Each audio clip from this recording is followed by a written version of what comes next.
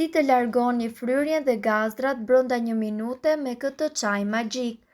Ditët kur ndjeni të fryrë dhe sidomos në zonën e barkut me siguri kujtoni si shumë të sikletshme. Këtu mund t'ju vinë në ndihmë çaji i xhinxherit. Ai është i mrekullueshëm për të eliminuar fryrjen. Studimet kanë treguar se ky lloj çaji ndihmon në bllokimin e enzimave dhe gjeneve që i shkaktojnë trupit inflamacion.